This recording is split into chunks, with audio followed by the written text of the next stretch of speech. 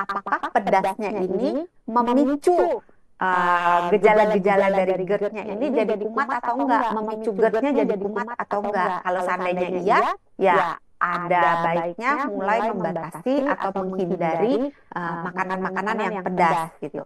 Pada umumnya nasihat yang diberikan untuk penderita GERD itu adalah menghindari makanan-makanan yang pedas, yang asam, yang berminyak, yang bersoda, dan yang berkafein. Itu sebagian dari batasan-batasan.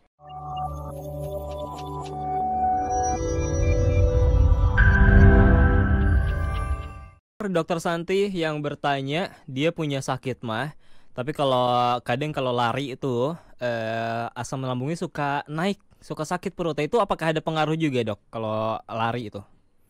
Iya, terima kasih Mbak Asti atas pertanyaannya. Memang kalau lari, apapun sih sebenarnya olahraga ya, itu sebaiknya diberi jarak dengan waktu makan, apalagi kalau makannya makan berat gitu. Terus kalau misalnya ketika lari asam lambungnya atau mahnya kumat, coba kecepatannya diturunkan. Oke.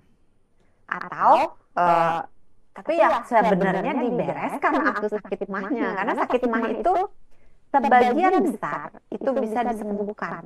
Jadi jangan berpikir bahwa sakit mah itu seperti kutukan yang sekali kalau udah kena nggak bakal bisa hilang lagi. Itu bisa sembuh gitu loh, cuman nggak telaten aja ngobatinnya, terus nggak menjalankan gaya hidup yang benar, yang sesuai untuk si penyakitnya gitu. Jadi memang bisa untuk beberapa orang kalau dia lari atau dia posisi tertentu, misalnya dia membungkuk, itu membuat rasa yang tidak nyaman di area perutnya, di dada, bisa juga sampai ke mulutnya. Mudah-mudahan menjawab untuk Mbak Astrid.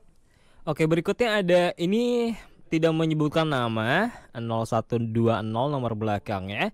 Penderita hemoroid nih, kenapa setiap habis makan pedas beberapa saat setelahnya, saat buang air besar, itu ada darah yang keluar, Dok? Iya, terima kasih untuk Bapak atau Ibu 0120. Makanan pedas itu tidak secara langsung menyebabkan wasir, tapi sebagaimana kita tahu bahwa si capsaicinnya ini bisa meningkatkan gerakan usus. Itulah sebabnya ketika kita makan cabai atau kita makan sesuatu yang pedas, maka si capsaicinnya ini akan mempercepat gerakan usus, makanya timbul suara-suara kayak gemuruh gitu, yang kalau itu tidak diredakan, itu akan berlanjut sampai ke bawah, bisa sampai memicu diare. Nah, pada beberapa orang, kalau dia diare, dia bisa membuat si wasirnya, si hemoroidnya ini jadi kumat.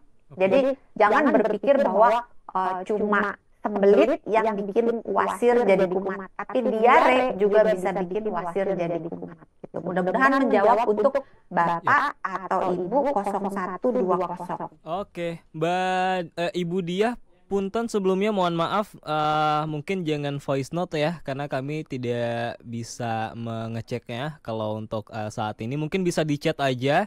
Nanti kalau keburu akan kami tanyakan juga ya. Kalau gitu kita sebentar ke TikTok. Ada Johannes, apakah risiko jangka panjang dari makan makanan pedas dan punya penyakit asam lambung, Dok? Risiko untuk orang yang berumur di atas 50 tahun yang punya masalah lambung. Pedas sama GERD atau sama apa ya tadi? Risiko jangka panjang dari makan makanan pedas dan punya penyakit asam lambung untuk orang yang di atas 50 tahun. Penyakit asam lambung itu disebutnya juga sebagai GERD. Nah, kalau untuk makan pedas, sepanjang pedasnya itu nggak kebangetan, itu biasanya secara jangka panjang nggak banyak efek yang negatif. Tapi berhubung Pak Johannes ini juga punya penyakit asam lambung, maka perlu dibuat jurnal apakah pedasnya ini memicu gejala-gejala dari GERD-nya ini jadi kumat atau enggak, memicu GERD-nya jadi kumat atau enggak. Kalau seandainya iya, ya ada baiknya mulai membatasi atau menghindari makanan-makanan yang pedas gitu. pada umumnya nasihat yang diberikan untuk penderita GERD itu adalah menghindari makanan-makanan yang pedas, yang asam, yang berminyak, yang bersoda, dan yang berkafein. Itu sebagian dari batasan-batasan yang punya penyakit asam lambung. Terus kalau untuk GERD-nya, kalau jangka panjang, itu bisa menimbulkan beberapa gangguan. Gangguan yang pertama, ketika si asam lambungnya ini naik ke arah mulut, maka dia kan akan lewat di kerongkongan. Nah, di kerongkongan itu tidak ada lapisan yang anti asam. Sehingga daerah itu apabila dilewati oleh asam lambung yang sangat asam, maka dia akan luka dalam tanda kutip. Nah, lukanya ini ketika dia sembuh akan menimbulkan jaringan parut. Nah, kalau jaringan parutnya itu banyak, maka orang tersebut akan mengalami kesulitan menelan. Jadi orang yang GERD, kalau dia GERD-nya lama nggak dibereskan, maka dia bisa yang kalau makan kok rasanya nggak turun-turun gitu makanannya, kayak apa, kelolotan, apa ya istilahnya ya, jadi susah menelan gitu. Kalau minum gampang langsung turun gitu, tapi kalau makan kok rasa ada yang nyangkut gitu. Nah, mungkin itu terjadi jaringan-jaringan parut di area pipa untuk menelan. Nah, jaringan-jaringan parut ini bisa juga berpotensi menjadi cikal bakal kanker. Jadi mesti hati-hati, walaupun jarang kejadiannya, itu jarang ya, angka kejadiannya jarang. Terus bisa juga menimbulkan keluhan-keluhan di area mulut.